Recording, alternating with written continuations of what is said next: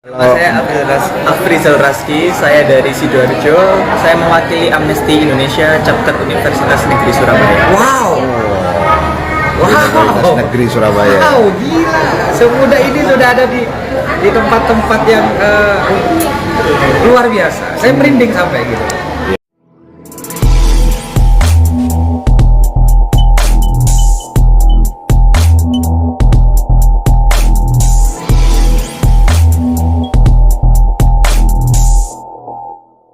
Jangan lupa, subscribe, like, komen, dan bunyikan loncengnya di channel YouTube resmi GP Sakera Situbondo. Dan follow Instagram resmi GP Sakera Situbondo. Serta ikuti halaman Facebook resmi GP Sakera. Assalamualaikum warahmatullahi wabarakatuh dan salam hormat. Saya Bang Don. Sore ini di hari Minggu saya berada di Roketo Cafe di Malang. Kebetulan di sini ada siswa yang satu tim dengan penduduk Sakera. Ini setelah acara sekolah intensif dari KPK, rupanya mereka berkumpul mungkin diskusi atau bagaimana. Saya mencoba dulu beberapa peserta yang mengikuti sekolah intensif yang dilaksanakan oleh Komisi Pemberantasan Korupsi. Ini sekalian juga saya tunjukkan suasana di Roketo Cafe.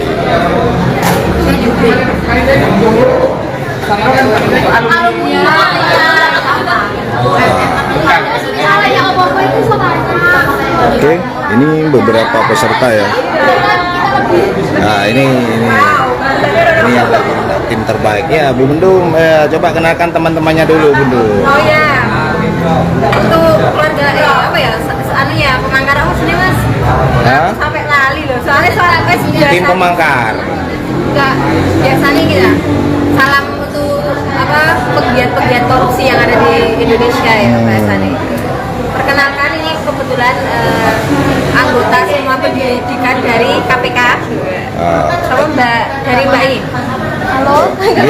Di sini dulu, disapa dulu. Siapa mbaknya? Halo, perkenalkan saya Maulida dari Malang. Oh, tuan rumah berarti ini ya? Iya. Oh, tuan rumah ya.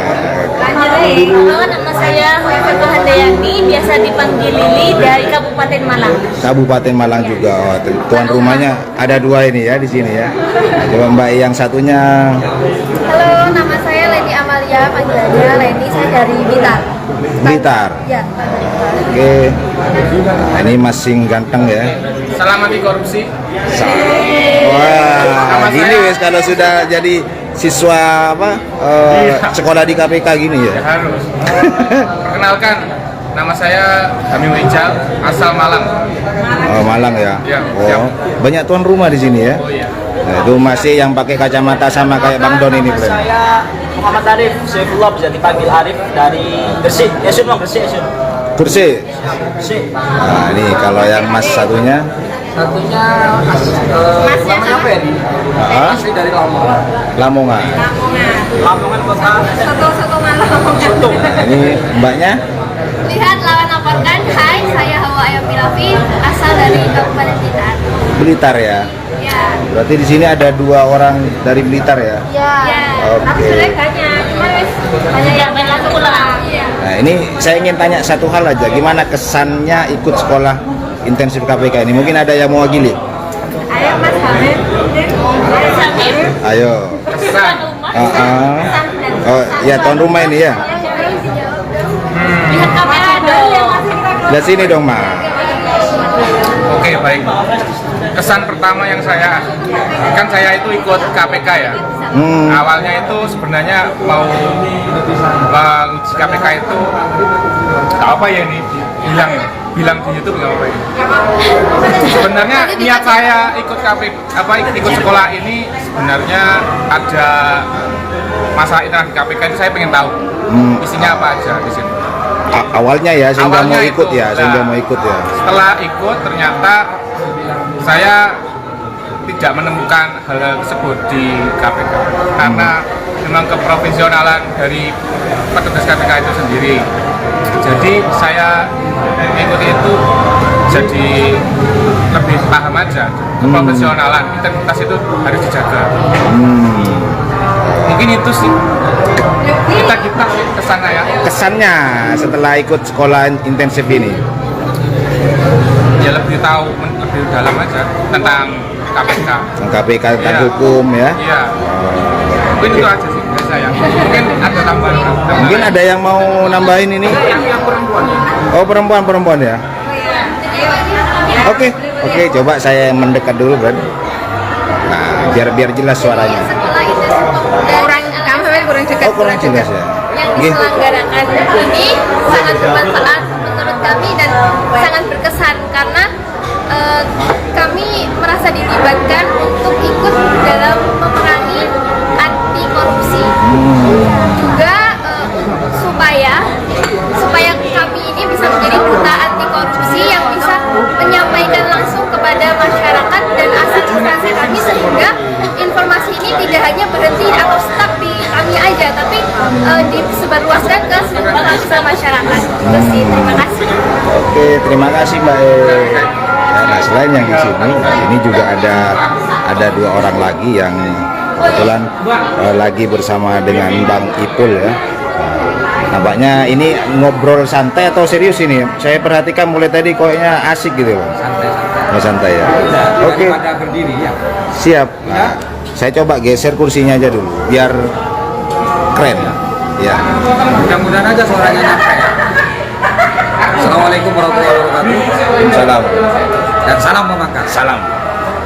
Masyarakat Situbondo dan tim Mamangkar yang sangat saya banggakan kali ini setelah saya siaran langsung beberapa hari, akhirnya saya dikasih kesempatan berada di tengah-tengah pemuda-pemudi hebat. Karena apa? Karena ini pilihan. Maka teman-teman yang terpilih ya harusnya berbangga hati. Kita aja yang tidak terpilih aja berbangga hati, apalagi mereka yang terpilih ya. Ya. Nah, tadi sudah kenalan ya Bang Don ya? Iya sudah. Artinya setidaknya ini mungkin bisa menjadi penyemangat teman-teman yang ada di Situbondo bahwa kalian juga punya kesempatan ya dengan syarat kalian harus membuka diri gitu. Jadi kadang-kadang kan begini, ketika kita mendapatkan informasi itu kadang-kadang kita sudah apatis gitu. Gak mungkin saya keterima, betul nggak? Itu yang terjadi di masyarakat terutama di pemuda-pemuda. Bukan mencoba. Jadi hal sesuatu yang masih belum kita mendapatkan jawaban itu ya harus kita jawab. Nah, perkara hasil nanti Allah yang menentukan. Jadi seringkali kita kan selalu saya katakan kita hanya dikasih tugas oleh Allah itu untuk menikmati dan melakukan proses. Untuk hasil Allah yang menentukan. Makanya ini tadi saya juga tanya ya mereka juga tidak nyangka dan juga tidak tahu berapa orang yang diberikan sebaran link tersebut tapi ternyata mereka lah yang terpilih. Dan terpilihnya itu adalah hak prerogatif. Ya, bukan kalau partai atau yang lain-lain ya. Nanti bagaimana ke depan. Tapi sebelumnya coba perkenalkan dulu aja Bang Don ya. Ya, tadi yang di sana sudah saya ingin tahu juga lah, ingin kenal yang di sini ini siapa nih namanya? Dari Mbaknya dulu dah. Oke, perkenalkan nama saya Mary Amelia, saya dari Kota Malang asli. Di sini mewakili dari teman-teman Koalisi Perempuan Indonesia Cabang Malang. Luar biasa. Malang luar biasa. Ya. Karena saya kan tidak salah Bang Don, kalau ini adalah orang-orang hebat. Orang-orang hebat ya, betul. Nama saya Afrizal Raski, saya dari Sidoarjo. Saya mewakili Amnesty Indonesia Chapter Universitas Negeri Surabaya. Wow. Universitas Negeri Surabaya. Wow, gila. Semudah ini sudah ada di tempat-tempat yang luar biasa. Saya merinding sampai gitu. Ya. Karena kita sendiri sebagai GP Sakera kadang-kadang sudah merasa hebat ya. Padahal ternyata di luar sana masih banyak orang-orang hebat yang memang menghibahkan dirinya, ilmunya untuk kepentingan orang banyak, untuk kepentingan pribadi. Ya. Ya. Saya mau tanya dulu sama Masnya. Mas tadi Mas? Afrizal. Afrizal. Afrizal. Kalau sudah menggunakan nama Afrizal dengan siapa tadi? Mary. Ini pasti jauh dengan saya jalannya. Ya, kalau di kita, kalau sudah saya itu yang standar-standar. Iya, berarti Kalau orang Jawa ini aku paling suka. Atau apa? Kalau sudah Afrizal, ini sudah beda, luar biasa ya. Sekarang usia berapa? Sekarang saya 21 tahun, Pak. 21 ya. saya dulu jadi 21 tahun. Ya, sama dengan anak saya yang pertama 21 tahun. Ya, nanti saya akan curhat pribadi lah. Nanti pasti dia itu kaget juga kan gitu ya. Pasti kaget juga. Tapi di tim pemangkar prinsipnya adalah yang pertama kita harus jujur. Bagaimana jujur? Jangan takut kita bicara tentang masalah, karena dari masa lalu itulah kita akan bisa menata masa yang akan datang. Gitu ya. Mas Afrizal, tadi menyebutkan amnesti Indonesia ya. Kalau saya ingat dengan bahasa atau kata amnesti itu sudah terlink dengan internasional. Ya, betul ya.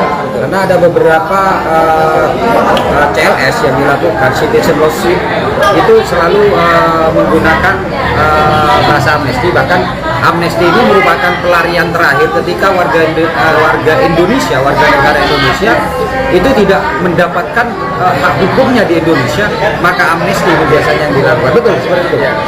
Coba ceritakan dulu amnesti itu seperti apa itu.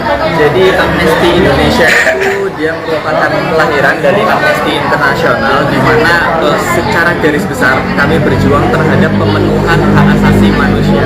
Jadi pendiri organisasi kami itu mengatakan bahwa Amnesty Internasional, Amnesty Indonesia akan berhenti beroperasi ketika yang pertama tahanan hati nurani sudah tidak ada.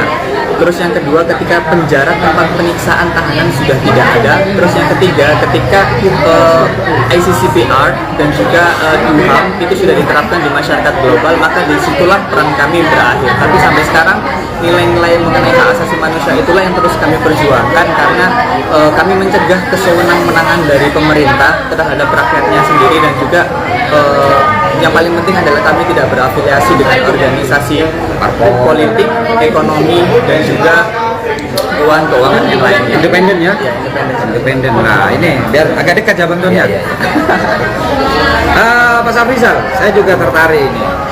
Sekaligus saya sedikit bertanya karena ini kesempatan. Ini saya ketika ada orang yang baru ya, dan itu memiliki pengalaman yang beda dengan saya. Kalau sudah sama pengalamannya ya mungkin kita hanya memperdalam saja. Tapi jujur saja, saya tidak terlalu paham tentang amnesti, terutama tentang HAM ya, karena bagi saya HAM di Indonesia ini masih relatif mahal. Bahkan hanya cenderung orang-orang tertentu saja yang menikmatinya. Lah, yang dimaksud oleh amnesti ini adalah ruang gerak lingkup pergerakannya Mas Afrizal ini apa saja? Oke, jadi secara garis besar hak asasi manusia itu dibagi menjadi dua. Yang pertama derogable rights dan juga non derogable rights, di mana hak asasi manusia itu ada yang dibatasi dan juga ada yang tidak dibatasi. Yang amnesti perjuangkan adalah hak-hak yang dapat dibatasi seperti apa, misalnya hak berekspresi dan juga hak berbicara di media sosial, hak untuk berekspresi. Hak tersebut seringkali dibatasi oleh pemerintah dalam keadaan tertentu, sehingga rakyat tidak bisa mengutarakan ekspresinya, mengutarakan haknya, dia menggunakan haknya pun tidak bisa. Seperti itu nilai-nilai yang kami perjuangkan. Rekaman. Takut tidak terdengar, nanti kita bisa lewat dari rekaman yang terdekat. Berarti cukup luas juga ya, cakupannya cukup luas juga. Berarti ini Mas Afrizal, apa itu namanya? Terus bagaimana dengan kita yang sekarang yang dihadapi kan selalu yang masih berkutat itu di IT ya, betul, ITE ya. Ini menurut amnesti sendiri ITE undang-undang karet yang kita sebutkan undang-undang karet saja, pasal karet ada beberapa pasal ini yang memang sering digunakan orang tertentu, terutama yang orang kuat untuk membisukan kita sebagai orang yang menjunjung tinggi demokrasi, karena di Undang-Undang Pasal 28 itu sudah jelas, itu undang-undang dasarnya itu sudah jelas, tapi faktanya adalah undang-undang ini pasal-pasal karet ini tetap diterapkan. Nah, bagi amnesti sendiri apa yang sudah dilakukan? Oke, pertama amnesti itu yang pertama selalu dia melakukan pendataan, karena dari data awal itu kita bisa mengeskalasi atau mengelaborasikan akan bergerak ke arah mana. Ketika datanya sudah ada, kami akan mengadvokasi orang-orang yang terjerat di UU ITE itu banyak sekali Pak. Misalnya kemarin waktu di Lombok itu, Betul, yang guru itu ya. betul yang begitu Itu amnesti juga turun itu ya. turun juga. Biasanya seringkali kita kolaborasi dengan pihak-pihak yang kompeten di dalamnya. Seperti kalau misalnya Bapak kenal SafeNet seperti itu, terus ada Kontras dan lain-lain. Luar biasa.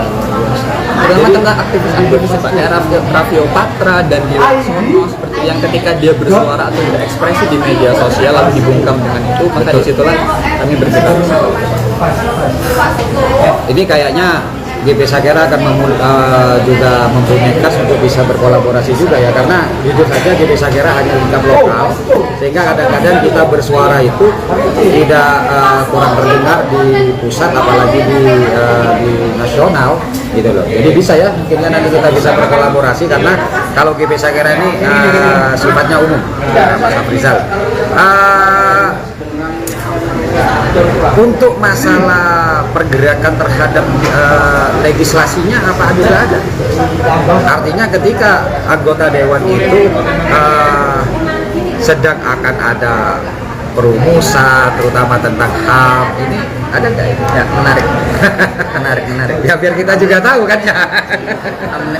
Amnesty Indonesia itu juga seringkali dia berafiliasi dengan beberapa mantan aktivis yang sudah bergabung di dalam pemerintahan. Seperti kalau saya tidak salah itu ada salah satu politisi Nasdem itu yang juga kita dorong untuk terus menyuarakan suara dari Amnesty dan juga suara rakyat di dalam parlemen. Jadi kita tahu bersama ketika kita bersuara di luar pemerintahan seringkali tidak terdengar, maka berafiliasi dengan beberapa politikus yang sebelumnya memperjuangkan nilai-nilai yang sama dengan Orang per orang ya. Betul. Bukan partai afiliasi politik, partai ya. bukan partai politik tapi orangnya yang belum memperjuangkan nilai yang sama dengan kita, maka disitulah kita masuk ke dalam pemerintahan. Oke, Pak. Itu kalau kita menitipkan suara.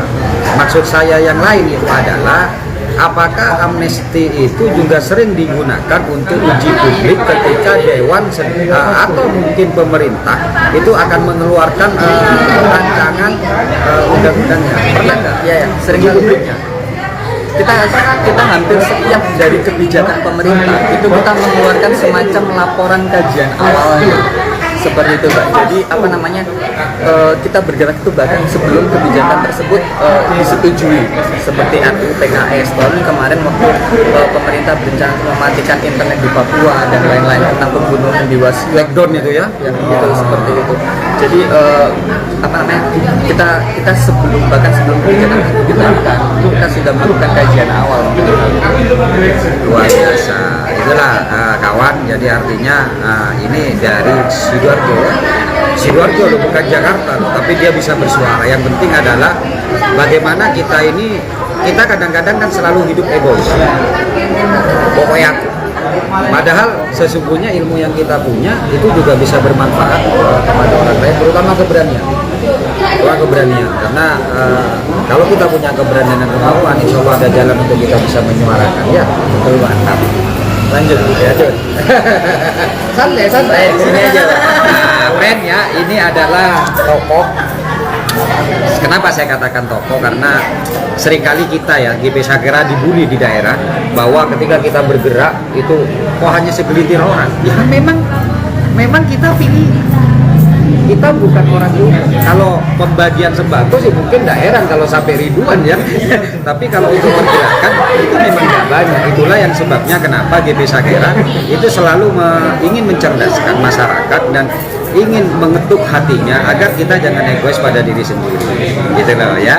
Karena insya Allah nanti pasti ada hasil lah. Minimal itu untuk hasil kita, untuk kebanggaan kita atau kepuasan. Bentuk kepuasan ini setiap orang akan berbeda. Ada yang dia puas ketika dia sukses sendirian, ada yang dia puas ketika dia mengajak orang-orang juga sukses dengan dirinya. Di samping saya, aku sering lupa dengan nama siapa? Mary, Dek Mary ya. Apa yang melatar belakangi Dek Mary itu hingga masuk ke dunia atau tentang aktivis seorang perempuan, karena tidak mudah kita berada di sana karena saya juga seorang aktivis. Seringkali kita ini apa yang kita lakukan justru bukan mendapatkan apa itu namanya reward ya, bahkan bulian kadang-kadang gitu ya, bulian gitu loh. Nah, apa yang melatar belakangi Dek Mary itu? Jadi pertama kali yang melatar belakangi untuk terjun ke dunia perempuan itu awalnya adalah ketika melihat diskriminasi atau stereotip terhadap perempuan, bahwa seorang perempuan nih tidak bisa melakukan apa-apa, terus berada di belakangnya laki-laki, tidak bisa di depannya, ataupun kadang beberapa para laki-laki itu beranggapan bahwa ketika perempuan ingin maju dia ingin di depan, padahal kita cuma pengen setara antara perempuan dan laki-laki. Itu fungsinya ada. Hal yang kecilnya mungkin adalah lebih di daerah, melihat di daerah bahwa di lingkup saya mungkin bahkan di ranah RT ada hanya 3 orang perempuan seumuran saya yang belum nikah. Malah kalau umpamanya seumuran saya yang belum nikah, umur 25 itu dianggap malah perawan tua.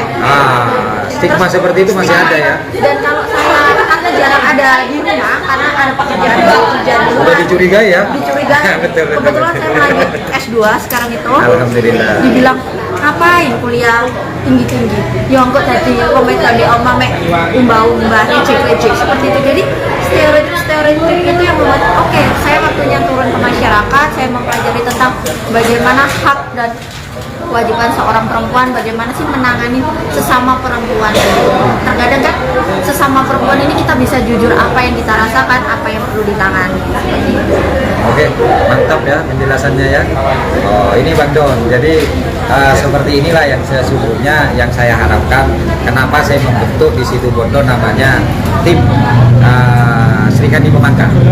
Karena memang ini kejujuran. Tidak semua laki-laki atau yang suami itu mendorong perempuannya untuk bisa berkarir. Tidak semuanya. Gitu. Makanya mungkin salah satu pergerakannya ini akan memberikan sebuah penjelasan, jangan sampai kita paranoid sebagai laki-laki bahwa ketika perempuan ini maju tiba-tiba nanti dia akan ngangkangi kita, bahasanya seperti itu. Padahal tidak harus gitu loh. Kita sesungguhnya bagi saya kesuksesan seorang suami itu ketika kita bisa melihat istri kita itu maju, itu kesuksesan seorang suami. Makanya selalu saya katakan nggak usah kalian itu sok-sokan dengan handphone mahal, dengan aroni mahal. Cara untuk membanggakan diri dan menyombongkan apa? Buat bagi perempuan, sekolahkan dia yang tinggi ya, bahkan dandani perempuan seperti yang saya bawa ini kan punyanya Beding. Saya selalu katakan tunjukkan. Kalau bisa turunkan namanya kaca, pakai kacamata, kaca mobil ya, tunjukkan bahwa perempuan juga bisa. Iya, hanya laki-laki ya, gitu ya. Apa yang pernah ditanyai yang menarik sampean itu ketika mengadvokasi dari keluhan atau permasalahan yang ada di masyarakat, sudah pernah pengalaman? Jadi pengalaman kalau mungkin saya di Koalisi Perempuan Indonesia ini ada kelompok kepentingan. Jadi ada kelompok kepentingan nelayan, kelompok kepentingan profesional, ibu rumah tangga, lalu ada buruh migran. Kebetulan saya di sini dari kelompok kepentingan pemuda, pelajar dan mahasiswa. Permasalahan yang sering terjadi di teman-teman perempuan tingkatan mahasiswa kalau saya yang menangani adalah KDP, kekerasan dalam pacaran. Oh, luar biasa, betul. Jadi ketika memang bukan hanya kalau ngomongin kita di luar lingkup agama, kalau kita melihat dari lingkup agama bahwa pacaran memang tidak boleh, tapi kita tidak melihat ya, tapi kita melihat dari skup di luar agama seperti itu, bahwa memang banyak sekali kekerasan dalam pacaran yang menganggap bahwa ketika kita misal saya dengan masnya ini sudah mempunyai hubungan, berarti apapun mulai dari atas sampai bawah, dari privacy itu sudah menjadi urusan yang lain. Apabila yang banyak kejadian adalah ketika misal hal yang sering pernah saya alami sendiri adalah ketika saya keluar bersama cowok lain atau bersama dengan lelaki lain, stereotip yang muncul kepada saya adalah perempuan tidak benar. Padahal yang saya jelaskan untuk mantan pacar saya adalah bahwa ketika kita mulai hari ini sampai nantinya kita akan ada momen bertemu seorang perempuan dan laki-laki, apakah ada pelarangan seperti itu? Kekerasan dalam pacaran yang dilakukan itu bukan hanya fisik, omongan, itu adalah sudah kekerasan. Hal yang pernah saya advokasi, yang pertama dari diri saya sendiri yang pernah melakukan menjadi korban seperti itu. Kedua adalah teman saya ketika dia mulai pengangkangan atau hal-hal yang dia tidak boleh bertemu dengan lelaki lain, dia yang tidak punya privasi untuk menjalankan halnya sendiri. Itu yang banyak terjadi di para pemuda, bahwa ya kalau kamu itu semuanya kamu taat dong, nggak boleh sama orang lain. Artinya begini, saya agak sedikit bisa yang sampean advokasi atau kecerdasan ini, perempuannya apa laki-lakinya? Dua-duanya. Oh, dua-duanya. Tapi banyak kasus bahwa ketika kita menjelaskan seperti itu, kita dianggap, oh kamu kok berani sama cowok kayak gitu. Jadi hal-hal yang istilahnya kita kan di sini sama-sama belajar. Kalau umpamanya yang paham perempuannya aja, laki-laki nggak paham juga, nggak selesai permasalahan itu. Jadi ada pencerdasan di kedua belah pihak. Ya. Kayaknya begini Bang Don. Ini kayaknya urusan saya kalau urusan ini. Sekaligus mungkin nanti jadi pembelajaran. Sesungguhnya kalau menurut saya, hal itu terjadi karena perempuan tidak percaya diri. Takut diputus, padahal dia itu akan menghadapi kehidupan yang lebih panjang ketika dia salah dalam menentukan laki-lakinya. Biasanya seperti itu. Makanya kita selalu menggunakan ancaman-ancaman. Ya kamu kalau tidak nurut ya udah kita berakhir sampai di sini. Dari situlah perempuan akhirnya menjadi ketakutan dan menganggap bahwa dia itu melakukan apapun yang diperintah laki-laki itu hanya untuk sekedar mau mengungkapkan bahwa dia itu setia dan manut dan tunduk kepada laki-laki. Padahal itu salah. Makanya kalau bisa menurut saya ini ada upaya yang lebih besar tekanannya kepada perempuan agar perempuan itu memiliki memiliki rasa percaya diri. Kenapa? Karena begini, hal yang paling sesungguhnya gini, ini adalah hal doktrinisasi saja, doktrinisasi dari penguasa laki-laki kepada perempuan sekian tahun gitu loh. Saya ambilkan contoh yang seperti tadi dikatakan, kalau dia itu keluar malam maka sudah tervonis dia itu tidak benar. Padahal laki-laki keluar malam ya menjadi normal. Nah, ini yang harus kita ini yang doktrinisasi. Ini sesungguhnya ini doktrinisasi bahwa perempuan harus dia itu harus tinggal di rumah. Makanya tapi yang lucu lagi adalah antar perempuan sendiri ini juga kadang-kadang itu tidak saling mendukung. Antar perempuan. Ya, itu yang permasalahan banyak, bahwa perempuan itu harusnya kan saling menguatkan, Pak ya. Nyatanya saling menjatuhkan. Saling menjatuhkan.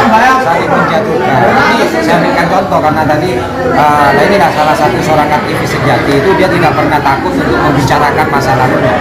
Saya kan juga ngomong ya. Ini salah satu contoh saja. Ini bendung di Desa Kera yaitu Supriyati atau Luli. Ketika dia saya bebaskan, senang, kuliah dan melakukan aktivitas-aktivitas yang dia suka, itu malah dari teman-teman perempuannya yang nanya, kamu suaminya nggak cemburu kan kamu keluar? Tambah bikin down ya? Iya, bikin down. Harusnya malah dukung lah. Oh, sehingga kadang-kadang dia bertanya, iya sampean cinta nggak sama saya? Kan bingung saya kan gitu loh. Sedangkan saya ini sadar betul bahwa saya adalah bagian dari perusak mental-mental perempuan. Akhirnya saya berpikir bahwa saya harus merubah itu. Saya harus bertanggung jawab itu dengan mulai apa? Mulai dari keluarga saya sendiri. Saya ngomong sama dia, cinta itu bukan untuk memenjarakan. Ya toh? Benar. Cinta bukan untuk memenjarakan, tapi cinta itu adalah memerdekakan seseorang yang bertanggung jawab. Kalau cinta untuk memenjarakan, apa namanya penjara yang di mana-mana nggak enak ya? Iya, dikekang. Tapi kayaknya kok dia terus ya. Jangan-jangan ini salah satu yang tidak setuju ini tadi. Katanya ini masih laki-laki yang patriarkis kayak gitu. Menyimak. Enggak, itu sangat benar. Karena apa? Saya selalu katakan, laki-laki kalau ingin mengetahui dirinya sendiri dan dia berani, laki-laki tidak akan pernah bisa hidup tanpa perempuan. Kalau dia mau jujur. Tapi perempuan bisa hidup mana? Benar. Kalau mau jujur, gitu. Iya toh, makanya anak buah saya selalu saya katakan hargai istri kamu. Bagaimanapun posisi kamu sekarang, itu adalah hasil dari pengorbanan istri kamu juga. Jadi ketika kamu punya rezeki, itu juga rezeki dari istri kamu. Kan gitu ya, betul ya? Betul. Itu di tim pemangkat selalu saya katakan, karena bagaimanapun kita tidak bisa bergerak bebas. Contohnya Bang Don seperti sekarang. Bang Don ikut saya, sedangkan meninggalkan istrinya di rumah. Ya kan? Nah, ini adalah betul sebuah pengorbanan dari seorang istri. Nah, terkadang kita sendiri egois. Makanya kemarin Bang Don istrinya ada juga kesempatan untuk meniti karir, saya katakan kerjakan. Yang penting adalah komunikasi yang baik antara kita dengan para perempuan-perempuan kita atau istri kita. Terkadang kita kan jarang ya, setiap kita, contoh saya orang berbisnis juga. Setiap apa yang saya lakukan, saya selalu mengajak istri ngobrol. Meskipun nanti decision-nya dari saya. Kenapa? Tujuan saya yang pertama agar dia bisa mempelajari bisnis yang kedepannya. Tujuan yang kedua agar dia juga merasa bahwa itu adalah bisnis yang melibatkan. Ya. Dan silakan tanya siapa berdua ini tadi saya bilang, saya ATM kok karek sing saya masa tinggal 5 juta dengan 3 juta tadi ya? Sing gede tak pegang saya. Lagi berarti. Dan ini sesungguhnya penyelamatan dari kita agar kita tidak boros. Biar nggak jajan banyak. Biar kita tidak jajan banyak. Dan memang ini untuk tim pemangkat dan masyarakat Situbondo mungkin nanti akan saya bantu gitu. Saya bercerita seperti ini. Seluruh ATM saya yang tahu pinnya itu adalah istri saya. Seluruh ATM. Makanya lupa pin. Jujur ini tadi saya nanya, saya pinnya berapa? Ternyata ada satu pin yang keliru. Jadi artinya seperti itu, masyarakat Situbondo terutama perempuan Situbondo bukan berarti kita ini akan menentang ajaran-ajaran. Padahal di ajaran Islam sendiri wanita itu begitu ditinggikan harkatnya, ditinggikan martabatnya. Tapi karena kita dijajah oleh kolonial Belanda, banyak sekali ajaran-ajaran Islam ini akhirnya yang diselewengkan. Itu yang harus sadar dan itu harus dirubah. Tapi dengan satu syarat, kasih juga pengertian yang lain kepada perempuan-perempuan, karena kita tidak bisa hanya bicara tentang hak perempuan, tapi kewajiban perempuan juga itu penting diberikan sehingga kita tidak menjadi perempuan-perempuan yang bukan kita ya, nanti saya perempuan ya, para wanita tidak bisa mengadopsi kebebasan yang ada di luar negeri. Karena kebebasan kita sendiri adalah kebebasan yang berbudaya. Ada budaya-budaya tertentu yang itu harus disaksikan ya, atau kita perbuat untuk mereka. Terakhir, kenapa saya tidak mau masuk di KPK? Karena percuma juga nanti saya ngomong, ilmunya ada di dia, saya lancarkan. Kalian kan terpilih ya menjadi salah satu dari 30 orang kalau tidak keliru ya Dari 410 terpilih 30. Itu ya, di kawasan di sini. Apa kesan-kesan dari kesan-kesan? Pesannya kalau saya yang paling penting adalah ini atmosfer yang bagus sih Pak. Karena apa? Karena berkumpul dengan selingkuh orang-orang yang visi misinya sama. Gitu. Jadi merasa nyaman aja ketika berada di lingkaran orang-orang yang memiliki integritas yang sama, tujuan yang sama, pikiran yang sama ya. Bahkan sudah saya buktikan sendiri selama 3 hari kegiatan ini, handphone itu kalau saya tinggal coffee break selalu ada di atas meja dan tidak ada hal-hal yang nggak diinginkan. Dompet nggak hilang, aman ya? panitia juga semuanya sama lah. Itu nilai-nilai yang sama. Itu yang paling memiliki integritas yang betul. Itu nilai yang sangat bagus sekali sih Pak. Kalau sama deh, Pesan-pesan yang dirasakan sendiri mungkin kalau dari kami semua ya, salah satunya adalah kita bisa belajar tentang bagaimana KPK ketika dalam penanganan kasus. Jadi kita belajar bagaimana rentetan cara SOP ketika memang ada pelaporan kasus. Yang istilahnya kita di luar kan kadang-kadang cuma kok berkasnya nggak selesai-selesai, kok Menjustice ya? Ya, menjustice. Kalau di sini kita tahu nih, oh ritmenya ternyata tidak mudah ya. Emang tidak mudah, terus lama ada prosesnya. Jadi hal-hal yang itu yang membuat kesan kita tidak menjudge KPK aja, tapi kita tahu bahwa memang ada proses verifikasi dan prosesnya sangat lama seperti itu. Nah, bersama dengan Mas Rizal di sini senangnya adalah karena kita satu misi, kita paham tentang kita peduli tentang anti korupsi. Jadi di dalam forum itu forumnya hidup nih, kita bahas tentang anti korupsi, bukannya diem-diem nggak tahu apa-apa. Jadi di forum itu kita bisa saling tukar ide, kita tukar pendapat untuk membangun bagaimana sih untuk di Provinsi Jawa Timur ke depannya agar tidak ada korupsi lagi nih di Provinsi Jawa Timur. Kalau tidak ada korupsi enggak. Meminimalisir, Menekan ya. Ya, menekan. Karena korupsi itu adalah bagian dari kejahatan, di mana kejahatan ini memang sudah diminta kepada Allah melalui setan dan iblis bahwa dia akan mengganggu manusia. Makanya tinggal kita nanti bagaimana kita ini membantu untuk mengurangi kejahatan, terutama di korupsi tersebut. Harapan saya kepada teman-teman adik-adik saya ini, di samping ilmu yang didapat, tujuan yang paling penting adalah keluarga. Percuma kalian kumpul kalau pada akhirnya kalian akan berpisah tanpa kenal. Harapan saya ini ada tim khusus nanti antar daerah di mana ini ada kekuatan, dan saya sebagai ketum GP Sakera, saya bangga pada kalian, dan saya akan izinkan hanya saya untuk kemana saja yang penting untuk kebaikan. Karena ini penting, jangan sampai nanti terputus ya hubungan. Apalagi tiap teman-teman ini memiliki latar belakang yang berbeda, dan ini kalau dikolaborasikan ini akan luar biasa. Karena saya selalu mengawal mengedukasi nanti kita juga bisa sharing ya tentang apa yang sudah kita lakukan dan teman-teman lakukan, nanti kita bisa kembangkan di tiap daerah masing-masing. Yang penting tetap semangat, satu hal ya, integritas dulu, loyalitas dulu, komitmen diri itu betul-betul kalian kenapa? Karena dari situlah perjuangan kalian tidak akan sia-sia. Kalian boleh sekarang ngomong seperti ini, tapi ketika kalian tidak dihadapkan pada persoalan, di mana persoalan ini sudah menyangkut tentang kepentingan hidup, di situ kalian nanti akan diuji kalian tetap tahan. Karena ini sudah terjadi pada saya, karena saya juga backgroundnya dulu, saya adalah bagian dari karena ternyata saya bisa terbukti dan tidak ada kebanggaan seperti itu. Setelah saya bangga ketika saya ada di GP Sakera, saya gratiskan semua advokasi saya gratiskan setiap perjuangan saya, dan alhamdulillah ternyata Allah memberikan hal yang lebih. Ya, Allah memberikan hal yang lebih, dan saya akhirnya punya keyakinan yang semakin besar bahwa rezeki itu ada haram, ada halal, dan nilainya sama-sama. Misalnya 1 M ya sama. Ya, jika kita mau pilih di mana, dan kalian ini adalah pilihan yang semoga saja Allah tetap memberikan pilihan itu kepada kalian dengan cara apa? Tetap loyalitas, integritas diri, itu yang paling penting ya. Saya pikir itu aja. Kayaknya Bang Don sudah agak kecil ini karena tidak ada persiapan bawa apa namanya tripod ya. Repot. Satu kalimat Pak dari saya. Oke, mungkin Korupsi itu adalah pilihan hidup.